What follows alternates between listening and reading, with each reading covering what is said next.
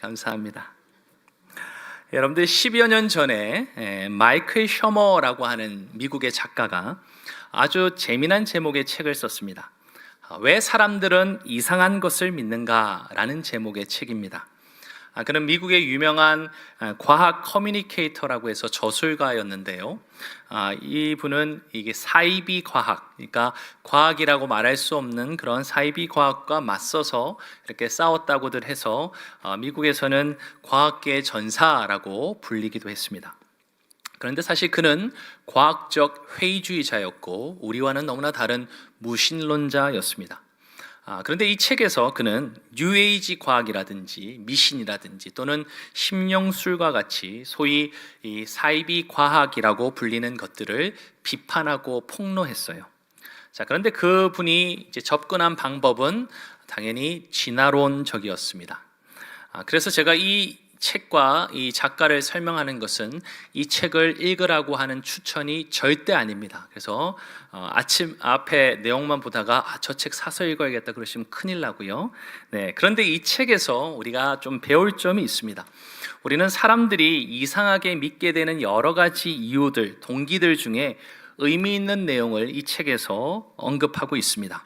즉, 이 저자는 사람들이 이상한 것을 믿게 되는 다양한 이유들이 있는데 그 중에 가장 큰 이유가 뭔지 아십니까? 자신의 마음을 달래주기 때문이라고 이 책에서 밝히고 있습니다. 그러니까 내 마음을 위로해주고 달래주기 때문에 사람들이 이상한 것을 믿는다는 거예요. 우리 인간은 불안함을 느낍니다. 그리고 두려움도 느끼죠. 그런데 그 불안과 두려움을 즉각적으로 회피하고자 하는 우리의 마음 속에 정말 이상한 것인데도 불구하고 그 미신을, 그런 것들을 쉽게 수용하게 된다라고 이 책에서 설명하고 있어요. 그리고 또 다른 이유가 있습니다. 이 책에서는 즉석 만족이라고 하는 표현으로 답하고 있는데요. 즉, 이상한 것들, 역수를 비롯해서 여러 종류의 이 미신들을 사람들이 믿게 되는 목적에 보면 심심풀이도 있고 또 답답하니까 그것을 해소하기 위한 것도 있지만 그 모든 것과 상관없이 사람들이 가장 매료되는 것 중에 하나가 뭐냐면 즉석 만족을 준다는 점이라는 거죠. 나는 빨리 뭔가 내 마음이 흡족하기를 원하는데 그러다 보니까 사람들이 뭘 하게 된다고요? 이상한 것들을 믿는다라고 이 작가는 글 속에서 밝히고 있습니다. 물론 저는 이 작가가 쓴 이 책의 모든 내용들을 수용할 수도 없고 동의하지도 않습니다. 그럼에도 불구하고 이 책에서 언급하고 있는 것처럼 세상에 수많은 사람들이 과학적이고 논리적이고 합리적인 것을 추구하며 살아갑니다. 그럼에도 불구하고 정말 이상한 것을 믿는 일들이 우리의 삶 속에서 벌어진다는 것을 우리는 부인할 수 없습니다. 그런데 여러분, 이것이 단순히 세상에서만 벌어지는 이야기가 아니죠. 가끔 교회를 잘 다니던 성도들이 신비주의에 빠졌다는 소식을 듣기도 합니다. 특별한 환상, 예언이나 또는 신비적인 체험 혹은 초자연적인 치유를 지나치게 강조하면서 건강하지 못한 신앙으로 이렇게 빠져 어려움을 겪는다라고 말이죠. 물론 성경에는요, 다양한 기적들이 등장합니다. 신비로운 체험도 수없이 많이 이야기됩니다. 그래서 과학적이고 또 합리적인 것만을 그렇게 신뢰하는 오늘날 세상 사람들에게 있어서 성경은 아주 허무맹랑한 이야기책이라고 그렇게 취급될 때가 적지 않습니다. 솔직히 성경은 기적 체험을 비롯해서 과학이나 논리로는 다 설명할 수 없는 일들을 분명히 언급하고 있습니다. 그럼에도 불구하고 신비한 체험이나 초자연적인 어떤 치유 등에만 치우쳐져 우리가 성경을 바라보거나 우리 신앙을 경험하려고 하면 그 신앙에 위험이 찾아올 수 있음을 우리는 알아야 합니다. 분명히 인간은 본능적으로 초월적인 존재와 또 그런 현상에 매료되곤 합니다. 특히 종교를 가진 사람들, 물론 우리 기독교인을 또 예외일 수 없겠죠. 그래서 우리 모두에게 포함해서 그들에게는 신비한 체험이나 또는 탁월한 가르침, 이런 것들이 신앙생활, 그들의 종교생활에 있어서 아주 강력한 동기가 되고는 합니다.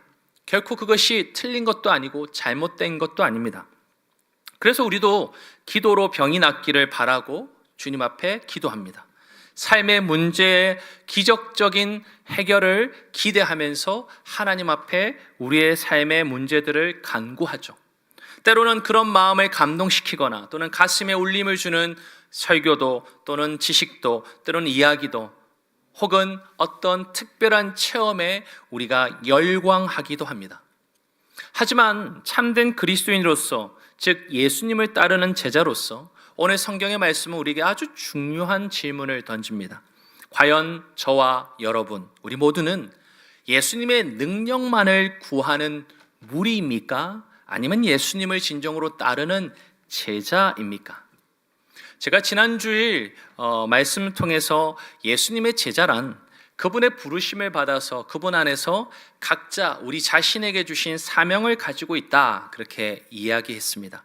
그리고 제자는 희생이 되기도 하고 때로는 그것이 고난이 되기도 하지만 어떤 버려둠을 경험하게 되는데, 그것은 손해나 피해 정도가 아니라 사실은 예수님을 우리의 삶의 1순위로 선택하는 것이다, 그렇게 설명드렸죠.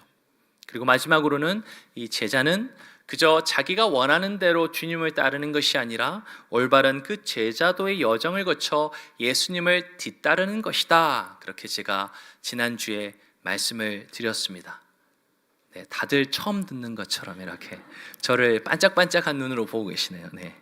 자, 그런데 오늘 이 본문은요, 그것보다는 조금 더 나아가서 이 제자는 단순히 어떤 초자연적인 능력을 경험하거나 멋진 가르침에 감탄하는 정도로 머무는 것이 아니라고 우리에게 가르쳐 줍니다. 특별히 우리가 진정으로 나아가야 될 우리 신앙의 종착지를 어디로 두어야 할지를 우리에게 가르쳐 주죠. 자, 그런 점에서 저와 여러분 우리 모두가 오늘 이 말씀을 통해서 이 기적 체험보다도 더 중요한 것이 무엇인지를 살펴보면서 과연 우리가 추구해야 될 신앙의 본질은 무엇일까라고 하는 것을 다시 한 번 더 알아갈 수 있기를 주님의 이름으로 축원합니다. 아멘. 자, 오늘 본문을 보시면요, 예수님이 제자들하고 같이 가버나움으로 들어갔습니다. 자, 여러분, 가버나움은요, 이 시몬 베드로와 그 형제 안드레의 집이 있었습니다. 그리고 그때가 언제였냐면 오늘 성경을 보시면 안식일이었습니다. 여러분, 보통 안식일은 우리가 생각하는 아침에 해 뜨고 해 지는 이 하루로 이루어지지 않고요, 실제 히브리인들의 안식일은 금요일 해가 떨어진 그 저녁부터 그 다음 토요일 해가 떨어지는 저녁 직전까지를 안식일로 지정해서 지키고 있습니다. 자, 그런데 오늘 예수님께서 이 안식일 기간 동안에 예수님께서 제자들과 함께 지금 회당에 들어가 가르쳤습니다. 자, 성경은 무엇을 가르쳤는지에 대해서는 정확히 언급하지는 않지만 예수님께서는 분명히 구약의 말씀을 가르치셨을 거예요. 왜냐하면 다른 복음서에서도 보면 예수님은 그 당시에는 당연히 신약 성경이 없었겠죠. 예수님은 구약의, 영어로는 The Scripture라고 말하는 구약의 말씀을 읽고 또 그것을 해석해 주시는 일들을 행하셨습니다. 그리고 특별히 이 구약의 말씀을 통해서 하나님 나라와 복음을 분명히 가르치셨을 것입니다. 자, 그런데 그것이 그 당시에 말씀을 가르치고 전하던 서기관들, 특히 이와 같은 종교 지도자들과는 아주 달랐던 것 같습니다. 그래서 오늘 본문의 22절에 보면 뭐라고 말하냐면 뭇 사람들이 그의 교훈에 놀랐다. 왜요? 예수님이 가르치시는 것이 권위 있는 자 같았고 서기관들과는 달랐다는 겁니다. 사실은 그 당시 서기관들과 같은 종교 지도자들은 구약의 말씀을 가르치기도 했지만 그것보다 더 많은 분량을 무엇을 가르쳤냐면 그들의 전통을 가르쳤다는 거죠.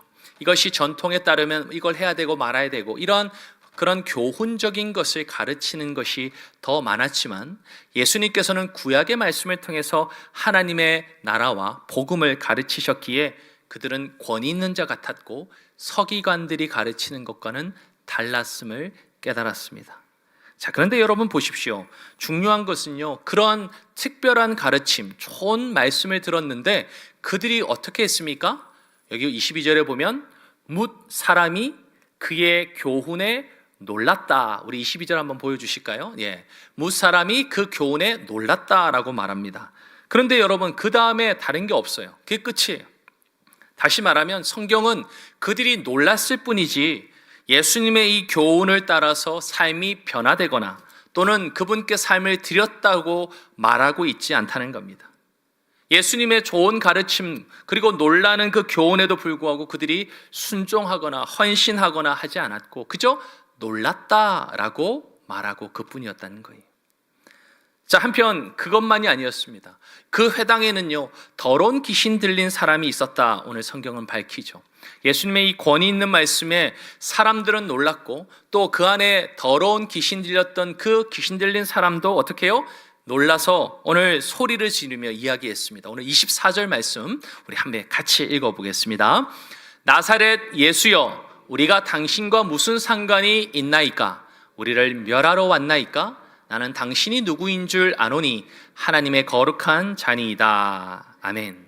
자, 오늘 이 사람 안에 있던 더러운 귀신은 예수님이 하나님의 거룩한 자라고 하는 것, 달리 표현한다면 메시아, 즉 구원자라고 하는 것을 자기가 안다라고 귀신이 스스로 고백했습니다. 자, 그런데 그 안다라는 것에 또 다른 반응이 아니라 오늘 내용을 보시면 뭐라고 말합니까? 우리가 당신과 무슨 상관이 있나이까? 다시 풀어서 말하면 내가 이 사람한테 들어가서 이 사람을 막 괴롭히고 있는데 예수님, 당신이 뭔가 나한테 가까이 다가왔지만 간섭하지 마세요 라고 지금 예수님을 향해서 거부하고 있었던 거죠.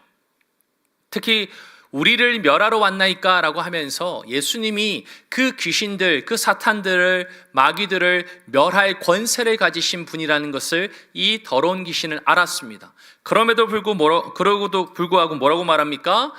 우리를 멸하러 왔나이까 라고 말하면서 예수님을 밀어내고 있는 거예요. 그분을 거부하고 있는 것입니다. 이처럼 더러운 귀신은 이 회당 안에 있던 수많은 사람들보다 더욱더 영적인 비밀들을 많이 알고 있었지만 예수님께 향한 그의 반응은, 그 귀신의 반응은 거부였고 불순종이었다는 거죠. 비록 예수님의 그 명령 앞에 굴복할 수밖에 없었죠. 그래서 25절, 26절에 보면 예수님이 그러한 거부하고 불순종하는 더러운 귀신을 향해서 뭐라고 말씀하십니까? 꾸짖어 이르시되 잠잠하고 그 사람에게서 나오라 했더니 그 사람에게서 소리를 지르고 그 사람을 경련시키면서 나올 수밖에 없었죠. 비자발적으로 주님 앞에 굴복하였지만 이 예수님이 누구신지를 누구보다도 영적으로 잘 알고 있었던 귀신은 예수님께 순종하지 않았습니다. 예수님을 섬기며 헌신하지 않았습니다. 예수님을 거부할 뿐이었죠.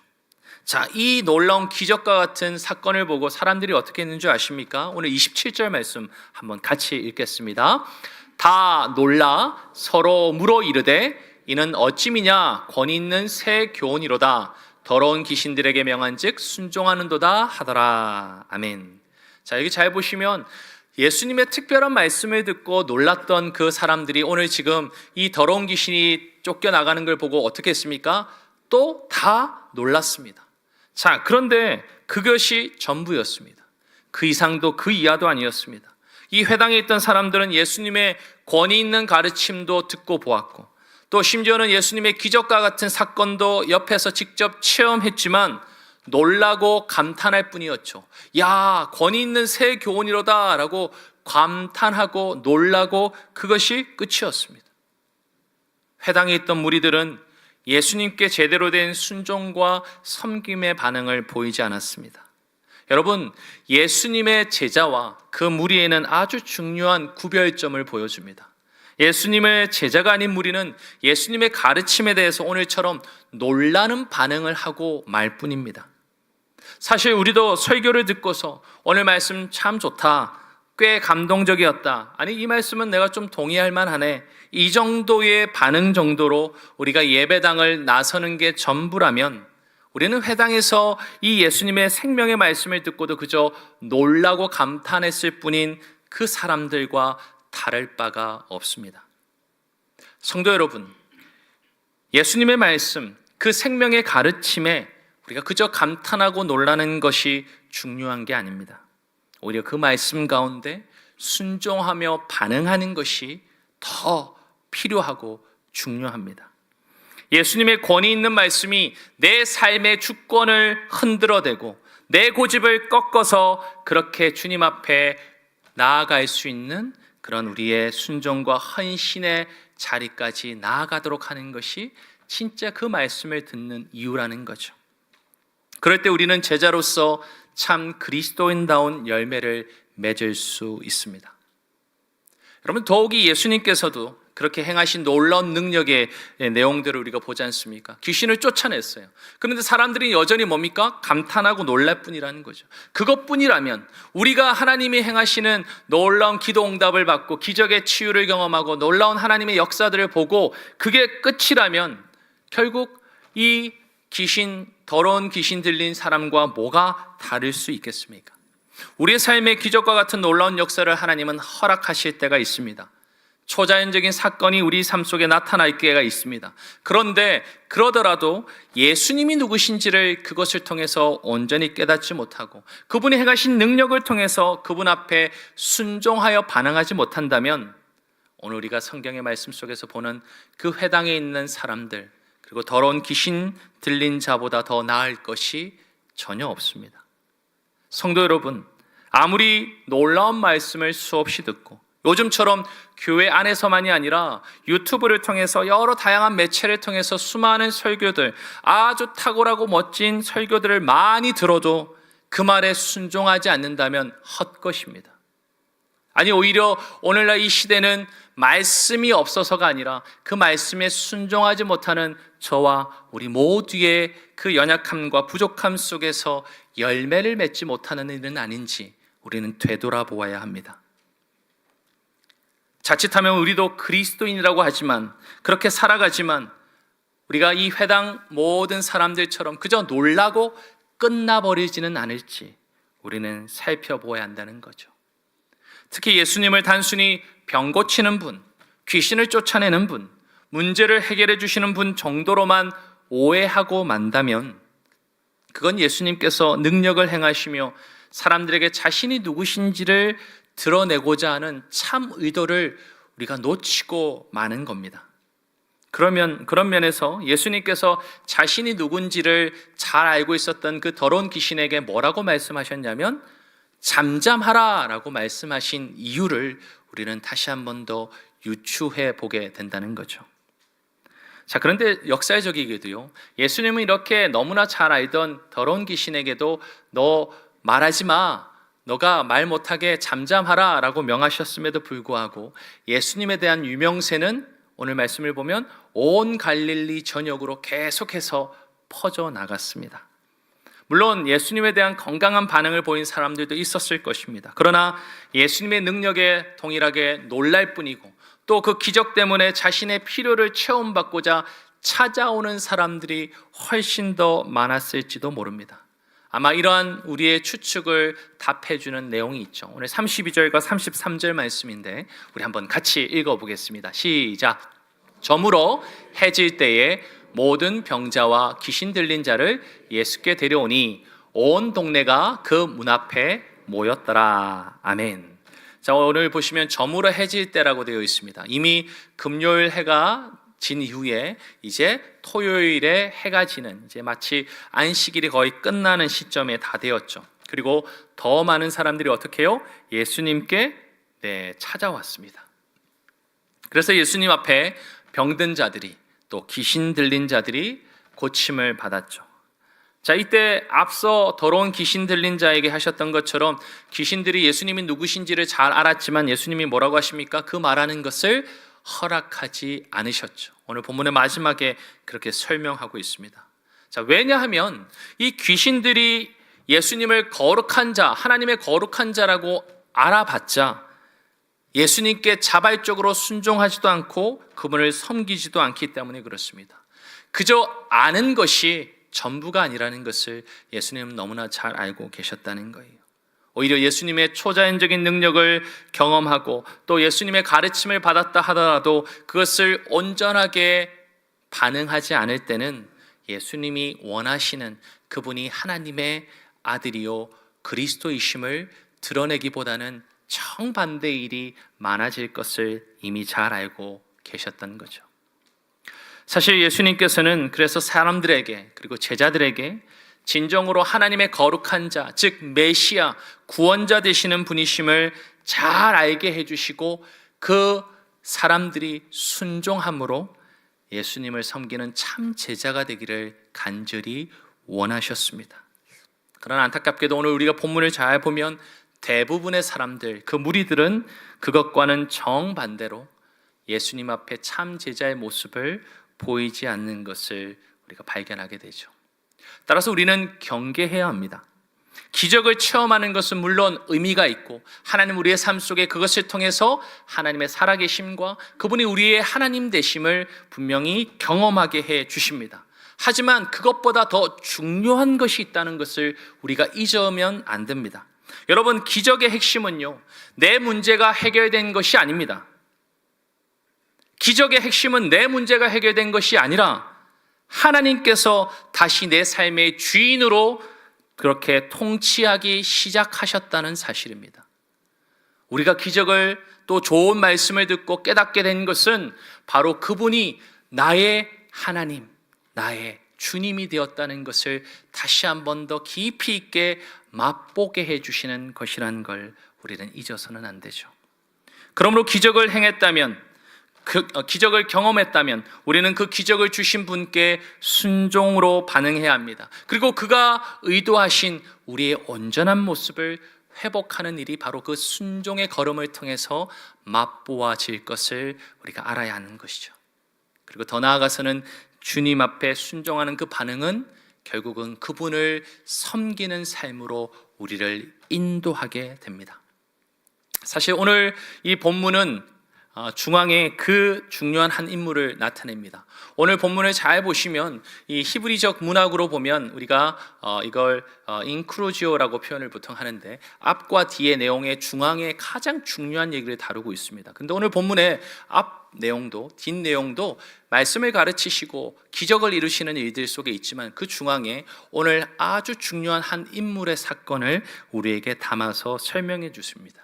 오히려 오늘 이 본문 전체에서 유일하게 참 제자가 누군지를 우리에게 알려주세요. 그 말씀이 29절 30절에 먼저 시작하는데 우리 한번 같이 읽어보겠습니다. 자, 시작. 회당에서 나와 곧 야고보와 요한과 함께 시몬과 안드레의 집에 들어가시니 시몬의 장모가 열병을 누워 있는지라 사람들이 곧 그 여자에 대하여 예수께 여짜온대. 아멘. 자, 예수님께서는 지금 안식일에 더러운 귀신 들린 사람을 고쳐주셨죠. 그 기적을 행하시고 나서 이제 회당에서 나오셨어요. 그리고는 어디 가셨냐면 야고보와 요한을 데리고 바로 시몬 베드로와 안드레의 집으로 들어갔습니다. 자, 그런데 여러분, 시몬은요 원래 벳세다 사람인데요, 지금 이 가버나움이라고 하는 곳에서 살고 있었던 것 같습니다. 그리고 장모하고도 살고 있었고 또 지금 동생인 안드레하고도 같은 집에 살았던 것 같아요. 그래서 오늘 성경에 보시면 시몬과 안드레의 집이라고도 표현하고 있지 않습니까? 자, 그런데 그 집을 갔더니 지금 장모가 열병으로 앓아 누워 있습니다. 그래서 사람들이 그 얘기를 막 예수님께 했겠죠. 자, 그러자 예수님이 어떻게 하셨냐면 그녀에게 다가가서 그녀의 손을 꽉 잡고 일으켜 세우셨습니다. 여러분, 어찌 보면 우리가 보기에는 그런 일이 있나 보다라고 생각할 수 있겠지만 그 주위에 있던 사람들, 그리고 시몬의 장모조차도 아주 당황스럽고 놀랐을 것입니다. 왜 그러냐면 그 당시 문화로 보면 우리도 그랬지만 외간 여인을 터치하거나 만지는 일은 아주 드문 일이었습니다. 또 뿐만 아니라 유대 문화 속에서 보면 아픈 사람, 질병에 걸린 사람은요 부정한 사람입니다. 그러니까 부정한 자를 만지면 어떻게 해요? 자기도 부정해지기 때문에 그런 일을 하지 않죠. 그런데 예수님께서는 왜 그런지 모르겠지만 지금 시몬의 장모의 손을 잡고 일으켜 세웠습니다. 그들의 문화와 생각 속에서 완전히 뒤엎는 행동을 예수님께서 하셨죠. 그리고 무엇보다도 그 일이 있은 후에 어떤 일이 벌어졌습니까? 그녀가 깨끗하게 치유되었습니다. 오늘 31절의 말씀을 우리 한번 같이 읽어보겠습니다. 나아가사 그 손을 잡아 일으키시니 열병이 떠나고 여자가 그들에게 수종드니라. 아멘. 근데 여러분, 이 31절이 놀라운 구절입니다. 우리가 보기에는 그냥 평범한 것 같지만 오늘 수종들다라고 하는 단어는요, 다시 말하면 섬기다라는 뜻의 디아코네오라고 하는 헬라어입니다. 이 단어는요 마가복음에서 딱 2번 쓰였어요. 예수님을 섬길 때만 사람이 주어가 돼서 딱 2번 등장하는데, 한 번이 오늘 시몬의 장모의 경우고, 또 다른 하나가 예수님의 그 일들을 잘 따랐던 여인들의 이야기입니다. 마가복음 15장에 등장하는데 우리 한번 같이 2절 말씀 읽어보겠습니다. 자, 시작. 멀리서 바라보는 여자들도 있었는데 그 중에 막달라 마리아와 또 작은 야고보와 요새의 어머니 마리아와 또 살로메가 있었으니, 이들은 예수께서 갈릴리에 계실 때에 따르며 섬기던 자들이요 또 이외 예수와 함께 예루살렘에 올라온 여자들도 많이 있었더라. 아멘. 자, 그러니까 막달라 마리아와 또 작은 야고보와 요새의 어머니 마리아, 그리고 살로메라고 하는 이 세 여인이 중심이 되어서 예수님을 따라 섬겼다, 그렇게 말한다는 거죠. 그런데 이 섬겼다는 말은요, 기꺼이 헌신하다는 뜻을 가지고 있습니다. 억지로 뭘 가서 일했다, 수고했다, 이런 뜻이 아니에요. 다시 말해서 시몬의 장모도 그렇고 이 여인들도 예수님을 향해서 기꺼이 섬기는, 헌신하는 모습을 보여주었다는 것입니다. 오늘 본문을 보시면 시몬의 장모의 이름이 뭔지 아십니까? 네, 아시는 분은 저에게 오시면 제가 특별금을 드리겠습니다. 이름이 등장하지 않습니다. 그녀의 이름이 뭔지를 알려주지도 않지만 오늘 시몬의 장모를 사실은 야고보와 요한, 그리고 시몬 베드로와 안드레보다도 더 진짜 제자라고 우리에게 보여주고 있습니다. 오늘 보십시오. 시몬 베드로의 장모는요, 자기가 열병에서 낫자 어떻게 했습니까? 자발적으로 섬김으로 나아갔습니다. 예수님이 요구하신 것도 아니고 주의 사람들이 요구한 것이 아니지만 그녀는 자신을 낫게 해주신 예수님의 그 사랑과 손길에 감사하며 친히 섬기는 자로 섰다는 것이죠. 사실 이 섬김은 그냥 누군가를 돕는 것이 아닙니다. 이 섬김은 바로 예수님 그분의 정체성이세요. 왜요? 예수님은 섬김의 본으로 이 땅에 오셨습니다. 우리가 잘 아는 마가복음 10장 45절의 말씀이 그것을 잘 설명해 줍니다. 우리 한번 같이 읽겠습니다. 자, 시작. 인자가 온 것은 섬김을 받으려 함이 아니라 도리어 섬기려 하고 자기 목숨을 많은 사람의 대속물로 주려 함이니라. 아멘. 예수님께서 이 땅에 오신 것은요, 섬김을 받으려 함이 아니라 섬기려 오셨습니다. 특별히 죄인인 저와 여러분 온 인류를 구원하기 위해서 많은 사람의 대속물로 자신의 목숨을 내어주기 위해서 오셨다는 거죠. 그런 면에서 예수님께서는 최고의 섬김을 십자가에서 행하셨습니다. 그렇기 때문에 예수님의 정체성은 섬김이라고 말할 수 있습니다. 그리고 그 제자로서 살아가는 자는 예수님이 주시는 그 선하신 일들을 통해 섬김으로 나아가게 된다는 거죠. 따라서 예수님 그분 안에 있는 제자로 산다는 것, 그것은 섬김과 떼려야 뗄 수 없습니다. 예수님께서 일방적으로 베풀어 주신 그 사랑을 내가 풍성히 받고 깨달으면 깨달을수록 그 사랑에 반응하는 모습은 다름이 아니라 섬김이자 헌신으로 나타난다는 거죠. 오늘 시몬의 장모가 그러했습니다. 그러므로 사랑하는 성도 여러분, 제자에게는 가르침을 배우고 기적과 같은 일을 경험하는 일들이 중요하지만 그것보다 더 의미 있고 가치 있는 것이 있음을 우리는 잊어서는 안 됩니다. 자신의 필요를 채우는 일로 주님을 찾아갈 수 있고 주님 앞에 간구할 수 있고 주님의 응답을 경험하는 것 결코 틀린 것이 아닙니다. 그러나 그것에만 머물러 있다면 그것 뒤에 주님이 원래 가르쳐주고 싶은 그분이 내 인생의 주인이고 나의 영원한 죄의 심판 앞에 나를 구원하신 구원자이시라는 것을 우리는 놓쳐버릴 수 있습니다. 하지만 예수님께서 베푸신 사랑이 얼마나 크고 놀라운 것인지를 우리가 잘 알고 그것을 풍성히 깨닫고 느끼는 자, 진짜 제자는 그 사랑을 어떻게 해요? 자발적으로 나누고 섬기는 그 자리로 이렇게 이동해 가게 된다는 거죠. 마치 시몬의 장모처럼 말입니다. 그리고 성경은요, 이 시몬의 장모만이 아니라 또 한 명의 이름을 알지 못하는 무명의 여인을 통해 이 모습이 얼마나 아름다운 제자의 모습인지를 우리에게 가르쳐 줍니다. 누가복음 7장에 등장하는데요. 조금 긴 본문이지만 너무나 중요하게 우리 함께 좀 읽었으면 좋겠습니다. 누가복음 7장 36절부터 우리 47절까지 한번 같이 읽겠습니다. 시작. 한 바리새인이 예수께 자기와 함께 잡수시기를 청하니 이에 바리새인의 집에 들어가 앉으셨을 때에 그 동네에 죄를 지은 한 여자가 있어 예수께서 바리새인의 집에 앉아 계심을 알고 향유 담은 옥합을 가지고 와서 예수의 뒤로 그 발 곁에 서서 울며 눈물로 그 발을 적시고 자기 머리털로 닦고 그 발에 입 맞추고 향유를 부으니 예수를 청한 바리새인이 그것을 보고 마음에 이르되 이 사람이 만일 선지자라면 자기를 만지는 이 여자가 누구며 어떠한 자 곧 죄인인 줄을 알았으리라 하거늘 예수께서 대답하여 이르시되 시몬아 내가 내게 이를 말이 있다 하시니 그가 이르되 선생님 말씀하소서. 이르시되 빚 주는 사람에게 빚진 자가 둘이 있어 하나는 500데나리온을 졌고 하나는 50데나리온을 졌는데 갚을 것이 없으므로 둘 다 탕감하여 주었으니 둘 중에 누가 그를 더 사랑하겠느냐.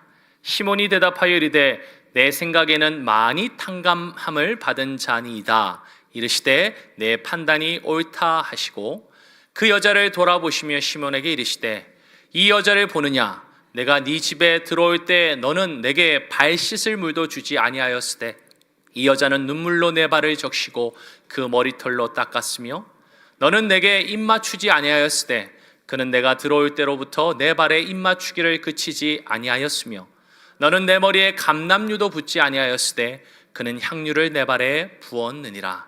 이러므로 내가 내게 말하노니 그의 많은 죄가 사하여졌도다. 이는 그의 사랑함이 많음이라. 사함을 받는 일이 적은 자는 적게 사랑하느니라. 아멘. 오늘 바리새인 시몬의 집에 예수님께서 초청받으셔서 갔는데 그 연회에 어떤 죄인이라고 낙인 찍힌 한 여인이 와서 예수님 발 앞에 눈물을 흘리고 그 펑펑 눈물 흘리는 눈물을 가지고 자기의 머리털로 그분의 발을 닦고 향유를 붓는 아름다운 헌신을 감당했던 것이죠. 오히려 초대했던 바리새인 시몬은 예수님의 발을 기본적으로 닦도록 줘야 될 물도 주지 않았고 예수님이 왔을 때 볼에 입 맞추며 환대해야 될 기본적인 인사도 하지 않았지만 이 여인은 예수님이 주신 그 사랑이 너무너무 커서 자신의 것을 마음껏 헌신하였던 여인입니다. 사랑하는 성도 여러분, 이처럼 예수님의 사랑을 더 많이 깨닫고 경험한 사람이 진정으로 섬김의 자리까지 나아가게 됩니다. 그것은 단순히 섬김과 헌신이라고 하는 어떤 수고의 행위 자체에 있는 것이 아닙니다. 예수님의 사랑을 깊이 그리고 풍성히 깨닫고 경험할수록 그것이 어떻게 해요? 섬김으로 열매 맺게 된다는 것이죠. 그것은 철저히 자발적이고 주님 앞에 사랑과 감사로 빚어내게 되는 헌신이라는 열매입니다. 따라서 제자는 예수님의 사랑을 올바르게 깨닫고 사랑함으로써 경험함으로써 주님께 순종하는 것은 물론이고 섬김의 자리로 한 발짝 더 가까이 헌신하며 나아가는 자입니다. 사실 그것이야말로 우리가 은혜를 받는 이유요, 우리가 기적을 체험하는 이유이자 그리고 그분의 말씀과 가르침을 배우며 성장하는 이유인 거죠. 사랑하는 성도 여러분, 우리가 신앙생활 가운데 놀라운 기적을 체험하고 또 의학을 통해서 우리의 연약함을 치유함 받는 것, 그리고 더 나아가서는 초자연적인 어떤 역사를 통해서도 고침받는 것은 아주 가치 있고 감사하고 그리고 주님 앞에 영광 돌릴 일입니다. 하지만 그것이 전부가 아니라는 것을 우리는 늘 깨달아야 합니다. 진정으로 예수 그리스도의 제자로 우리가 그리스도인답게 살아가는 그 일은 단지 좋은 말씀을 듣는 것에 있지 않습니다. 권위 있는 가르침을 배우는 것에 머물지 않습니다. 그리고 놀라운 기적을 체험하고 초자연적인 치유를 맛보는 것에 그치지 않습니다. 그 모든 신비한 체험과 권위 있는 가르침은 오히려 우리로 하여금 더 건강한 신앙생활을 하도록 문을 활짝 열어주는 좋은 출입구와 같은 줄 믿습니다. 그렇게 우리가 기적을 체험하고 말씀 공부에 열심을 다하는 것, 그러나 그것에만 안주하지 마십시오. 예수 그리스도를 날마다 더 갈수록 그분께 순종하며 헌신하는 삶의 열매로 나아가시는 저와 여러분이 되시기를 주님의 이름으로 축원합니다. 예수님의 권위 있는 말씀을 들었던 회당 사람들도, 그리고 예수님을 하나님의 거룩한 자라고 너무나 잘 알고 있었던 그 더러운 귀신도 예수님께 순종하거나 헌신하지 않았습니다. 그러나 시몬 베드로의 이 장모는 이름도 성경은 밝히지 않지만 자신이 어찌 보면 어떤 면에서는 더 하찮은 질병을 고침받았음에도 불구하고 예수님께 기꺼이 섬기며 그 사랑을 반응했던 것이죠. 그러므로 사랑하는 우리 청량의 가족 여러분, 예수님의 사랑을 맛보셨습니까? 그분의 사랑을 매일 누리고 경험하고 계십니까? 그것은 어떤 기적 체험이나 초자연적인 치유보다 가치 있고 강력한 것입니다. 저에게 그리고 여러분에게 하나님께서 간절한 기도를 놀랍도록 응답해 주셨다면 그것을 통해서 주님이 우리를 얼마나 사랑하시는지를 더욱더 맛보게 해 주시는 줄 믿습니다.